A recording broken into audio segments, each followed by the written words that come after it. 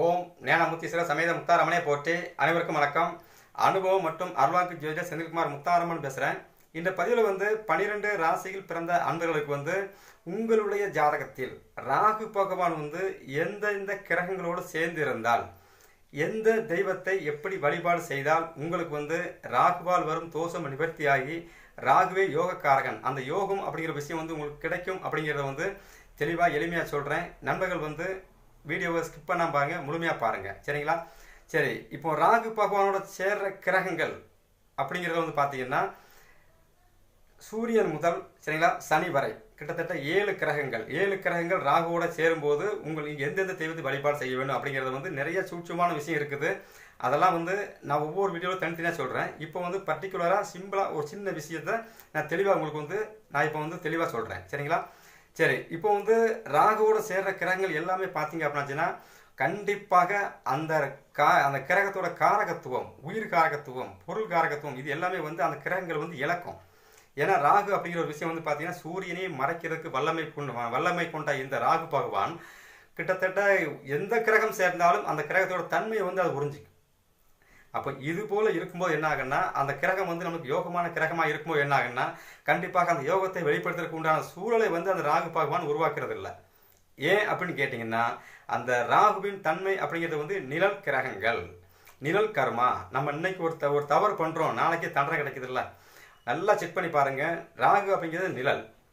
நம்ம பிறப்புல இருந்து இறந்ததுக்கு அப்புறம்தான் அந்த நிழல் அப்படிங்கிற ஒரு விஷயம் நம்மளை விட்டு ஒதுங்குமே தவிர அதுவரை நீங்கள் எங்கே போனாலும் உங்கள் கூடவே வரும். அதான் நிழல் கர்மா. அப்போ இந்த அமைப்பில் இந்த ராகுவை நம்மளுக்கு எப்படி சாதகமாக பயன்படுத்தலாம்? ஏன்னா நம்ம நிழல் தானே அது. நம்ம நடந்து போகிறோம், நம்ம நிழல் முன்னால் போனால் முன்னால் வருது, பின்னால் போனால் பின்னால் வருது. நம்ம நிழல் தான் பின்னால் வருது, நம்ம நிழல் தான் பின்னால் வருது. அதுதான் ராகு. இந்த ராகுவை நம்மளுக்கு சாதகமாக எப்படி பயன்படுத்தலாம் அப்படிங்கிறத தெளிவாக சொல்கிறேன். கிரக சேர்க்கையில் கனெக்ட் பண்ணிக்கோங்க. உங்கள் ஜாதகத்தில் நான் சொல்கிற அமைப்பில் இந்த கிரக சேர்க்கை இருந்தால் அந்தந்த கோவிலில் போய் நான் சொல்கிற விதத்தில் வழிபாடு செஞ்சுட்டு வந்துக்கிட்டே இருங்க.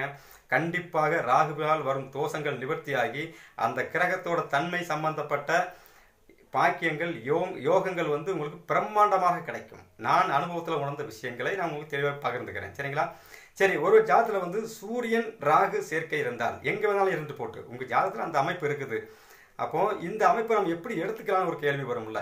அப்போ ஒரு கிரகத்தோட ராகு பகவான் எந்த நட்சத்திரத்தில் இருக்கிறாரோ அந்த நட்சத்திரம் எந்த கிரகம் சம்பந்தப்பட்ட அமைப்பில் வருதோ அப்படி இருந்தாலும் அந்த கிரகத்தோட சேர்க்கை வந்துட்டுன்னு எடுத்துக்கோங்க.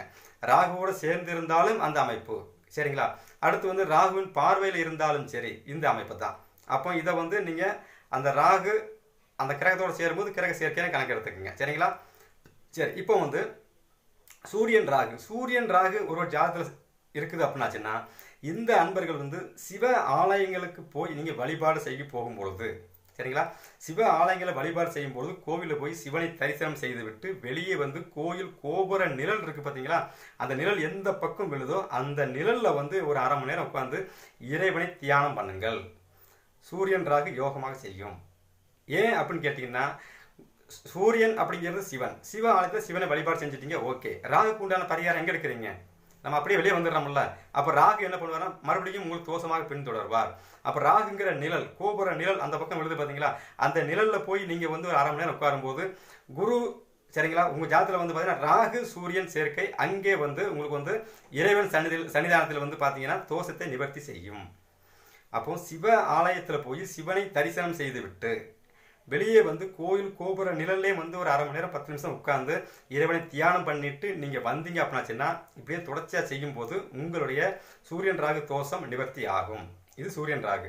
சரி, சூரியன் சந்திரன் இந்த அமைப்பு பார்த்தீங்கன்னா அம்பாள் கோவிலில் போய் நீங்கள் வழிபாடு செய்ய போகும்பொழுது அம்பாள் கோவில் வழிபாடு செய்துட்டு வெளியே வரும்போது அம்பாள் கோவில் சம்பந்தப்பட்ட அந்த கோபுர நிழல் விழுந்து பார்த்தீங்களா, அந்த இடத்துல உட்காந்து நீங்கள் அந்த அம்பாளை நீங்கள் மனதார வேண்டுங்கள், உங்கள் பிரச்சனைக்கு நிவர்த்தி கிடைக்கும். அடுத்து பார்த்தீங்க அப்படின்னாச்சுன்னா ராகு செவ்வாய் அப்படிங்கிறது மிக மோசமான ஒரு விஷயம். ஏன்னா ராகு செவ்வாய் விபத்து சார்ந்த விஷயங்கள் நிறைய பிரச்சனைலாம் இருக்குது. அதெல்லாம் நான் ஏற்கனவே நிறைய வீடியோ கொடுத்துருக்கிறேன். இப்போ இந்த ராகு செவ்வாய் சேர்க்கை இருக்குது. அப்போ முருகன் கோவில், சரிங்களா, பெரிய பெரிய முருகன் கோவில் கோபுரங்கள் இருக்குல்ல, கோயிலுக்குள்ளே போய் முருகனை தரிசனம் செய்து விட்டு வெளியே வரும்பொழுது அந்த கோவில் கோபுர நிழலில் உட்கார்ந்து மறுபடியும் முருகனை தியானம் பண்ணிட்டு நீங்கள் வந்தீங்க அப்படின்னாச்சுன்னா இந்த செவ்வாய் ராகு உங்களுக்கு யோகத்தை செய்யும்.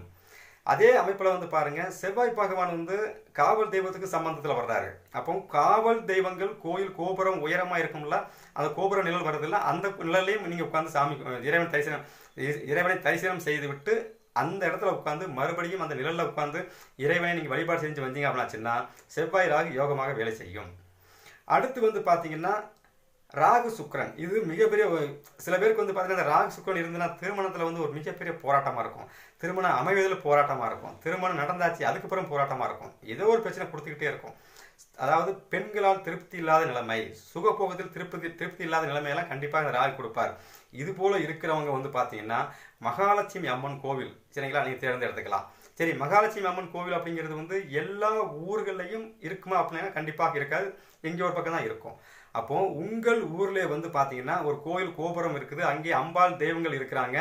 அந்த அம்பாள் தெய்வம் வந்து டெய்லி அலங்காரமாக வச்சு பூஜை போடுறாங்க. அந்த கோவில் பார்த்தீங்கன்னா புதுசாக கட்டியிருக்கிறாங்க, கோவில் பெயிண்டெலாம் அடித்து பிரம்மாண்டமாக அழகாக இருக்குது அப்படின்னாச்சுன்னா அந்த கோயிலில் போய் அந்த அம்பாளை தரிசனம் செய்து விட்டு அப்படியே வெளியே வந்து அந்த கோயில் கோபுர நிழல் இருக்குல்ல, அந்த நிழலை உட்காந்து மறுபடியும் அந்த அம்பாளை நீங்கள் வந்து உங்கள் மனதார நீங்கள் வேண்டிட்டு வரும்பொழுது என்ன ஆகும்னா உங்களுக்கு வந்து சுக்கிரன் ராகு யோகத்தை செய்யும். திருமணம் சார்ந்த விஷயம், வண்டி வாகனம், வீடு வாசல், சொத்து சுகம் சம்பந்தப்பட்ட அனைத்து விஷயத்தையும் கண்டிப்பாக கொடுக்கும், தோஷம் இல்லாமல். ஏன்னா தோஷத்தை நீங்கள் அங்கேயே நிவர்த்தி பண்ணிடுறீங்க. ராகுக்கும் பரிகாரம் தேடுறீங்க, ராகுவோட சேர்ந்திருக்கிற கிரகம் சம்பந்தப்பட்ட கோயிலையும் நம்ம வழிபாடு செஞ்சிடறோம். அப்போ அங்கே வந்து பார்க்கும்போது இறைவன் கோயிலுக்குள்ளே போயிட்டு வரும்போது அங்கே வந்து பார்த்தீங்கன்னா உங்களுடைய ராகுவோட தோஷம் அப்படிங்கிற ஒரு விஷயம் வந்து அங்கே வந்து இறைவன் ஃபில்டர் பண்ணி உங்களுக்கு தோஷத்துக்கு பதிலாக யோகத்தை அருள்வான். நான் உணர்ந்த விஷயங்கள், சரிங்களா. அடுத்து வந்து பார்த்தீங்க அப்படின்னாச்சுன்னா ராகு குரு, இந்த குரு ராகுக்கு வந்து மிகப்பெரிய போராட்டம். ஆல்ரெடி குருவை பற்றி நான் நிறைய வீடியோ போட்டிருக்கேன், போய் பாருங்க, உங்களுக்கு புரியும். இந்த குரு ராகு அப்படிங்கிறது வந்து பண பிரச்சனை, குழந்தையால் பிரச்சனை, அப்பாவால் பிரச்சனை, சரிங்களா, கௌரவ பிரச்சனை நிறைய கொடுத்துக்கிட்டே இருக்கும். இது போல இருக்கிற அன்பர்களுக்கு வந்து குரு ராகு சேர்க்கை இருக்குதா, எந்த ஒரு பெரிய பெரிய கோயிலுக்கு போய் சாமி கும்பிட போகிறோம், இது வந்து பொதுவாக நீங்கள் பர்டிகுலராக எல்லா கோயிலுக்கும் போகலாம். எந்த கோயிலில் போய் சாமி கும்பிட்டாலும் சரி, கோயில் கோபுர நிழலை உள்ள போய் சாமி கும்பிட்டு வெளியே வந்து கோயில் கோபுர நிழலையும் உட்கார்ந்து நீ இறைவனை தரிசனம் செய்ய வேண்டும். சரி, தரிசனம் செய்தாச்சு. அடுத்து இதில் வந்து முக்கியமான விஷயம் என்னன்னு கேட்டிங்கன்னா, குரு அப்படிங்கிறது வந்து மரம், கோவிலுக்கு முன்னால் இருக்கிற கோவில் மரங்கள், கோவில் தல விருட்சகம், சரிங்களா, அந்த கோவில் காம்பவுண்டுக்குள்ள இருக்கிற மரம் இருக்கும்ல, அந்த மர நிழல்ல உட்கார்ந்து மறுபடியும் இறைவனை தியானம் பண்ணுங்கள். குருராகு மிகுந்த யோகத்தை கொடுக்கும், சரிங்களா. சரி, இங்கே மட்டும் தான் செய்யலாமான்னு கேட்டிங்கன்னா, ஒரு ஜீவசமாதி சம்பந்தப்பட்ட ஒரு மகான் இருக்கிற ஜீவசமாதிக்கு போகிறோம், அல்லது ஒரு மகானை தரிசனம் பண்ண போகிறோம், மகானை தரிசனம் செய்து விட்டு நீங்கள் அப்படியே வெளியே வந்துடக்கூடாது. கண்டிப்பாக அந்த மகானை தரிசனம் பண்ணிங்கன்னா அவங்க எங்கே இருக்கிறாங்களோ, குடில் அமைச்சிருக்கிறாங்களோ அங்கே கண்டிப்பாக ஒரு மரம் இருக்கும். அந்த மர நிழலில் உட்காந்து நீங்கள் மறுபடியும் தியானம் பண்ணிட்டு தான் வர வேண்டும், அது சிறப்பு.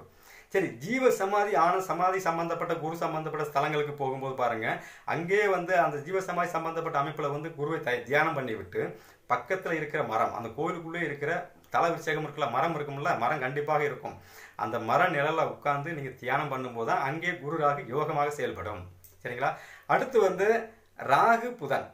இந்த ராகு புதன் அப்படிங்கிறது வந்து பார்த்தீங்க அப்படின்னாச்சுன்னா உங்களுக்கு வந்து தாய்மாமன் பிரச்சனை, அப்படி நிறைய பிரச்சனைகள் இருக்குது, டாக்குமெண்ட் பிரச்சனை, நம்மளுக்கு வந்து கல்வி சம்பந்தப்பட்ட விஷயம், இப்படி நிறைய விஷயங்கள் இருக்குல்ல. இது எல்லா விஷயத்துக்கும் தோஷத்தை நிவர்த்தி பண்ணுறதுக்கு நீங்கள் செய்யக்கூடிய பரிகாரம் என்னென்னு கேட்டிங்கன்னா, பெருமாள் அம்சம் கொண்ட கோவில், சரிங்களா. திருச்சி ஸ்ரீரங்கநாதன் கோவில் வந்து ஆரம்பிச்சிடுங்க, காரமடை ரங்கநாதர் கோவில், வரராஜ பெருமாள், இப்படி புதனின் அம்சம் கொண்ட கோவில், நாராயணன் பெருமாள் அம்சத்தில் கொண்ட கோவில் எங்கெங்கெல்லாம் இருக்கோ அந்தந்த கோவிலுக்கு உள்ளே போகும்போது அந்த இறைவனை தரிசனம் செய்துட்டு அப்படியே வெளியே வந்து கோவில் கோபுர நிழல், அவ்வளோதான். நிழல்லே வந்து ஒரு 1/2 மணி நேரம் தரிசனம் உட்காந்து தியானம் பண்ணிட்டு அதுக்கப்புறம் நீங்கள் வந்து வீட்டுக்கு வந்தீங்கன்னா இந்த புதன் ராகு அப்படிங்கிற ஒரு விஷயம் வந்து பார்த்தீங்கன்னா உங்களுக்கு வந்து தோஷத்தை நிவர்த்தி பண்ணி புதனால் வரும் யோகம் உங்களுக்கு கிடைக்கும்.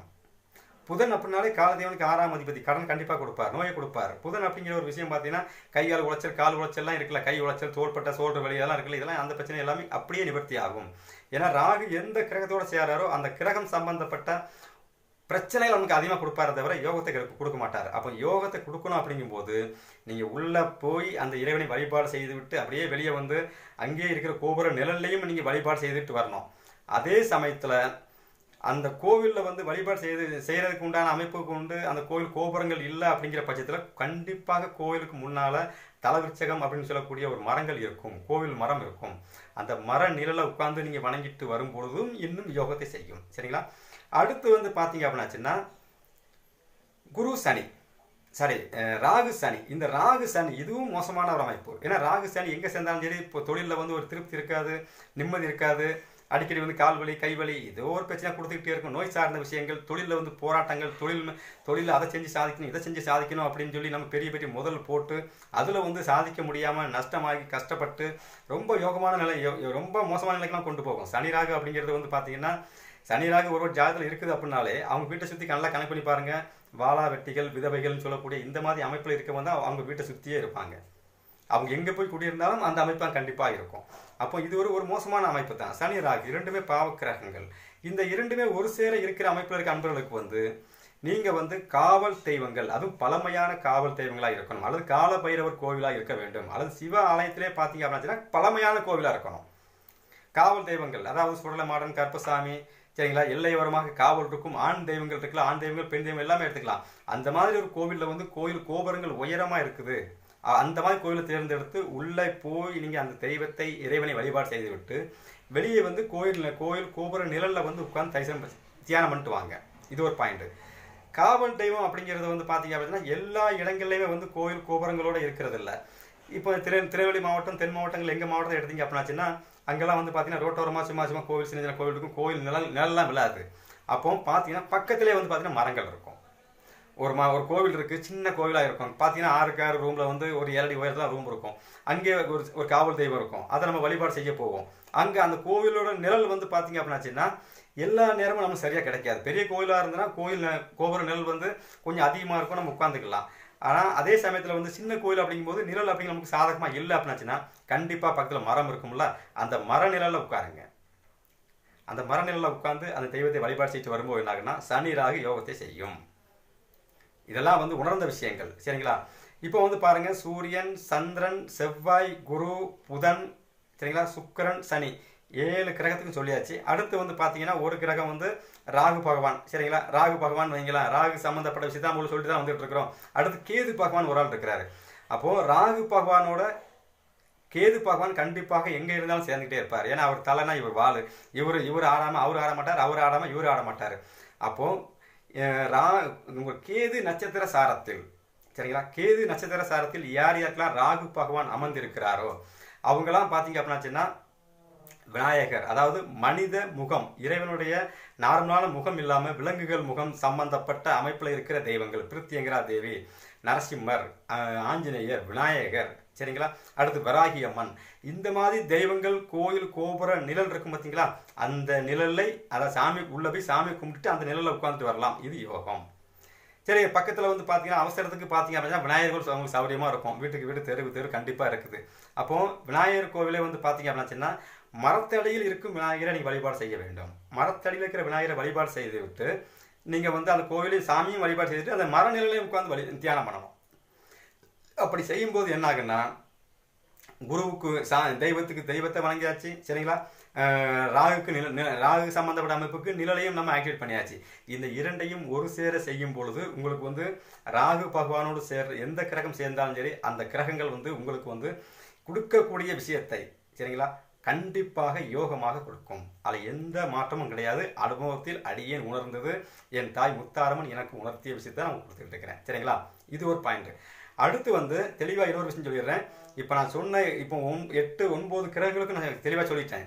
இந்த கோவில் சார்ந்த விஷயத்துக்கு உள்ளே போகிறீங்கள, போகும்போது கண்டிப்பாக மரம் இருக்கும். எல்லா கோயிலையும் மரம் கண்டிப்பாக இருக்கும். கோயிலுக்கு முன்னால் இருக்கும், கோயிலுக்கு பின்னால் இருக்கும், கோயில் சைடில் இருக்கும், கோயிலை ஒட்டியே இருக்கும். கோயிலே அந்த மரத்தில் தான் கோவிலே இருக்கிற அமைப்பும் இருக்குது. சரிங்களா?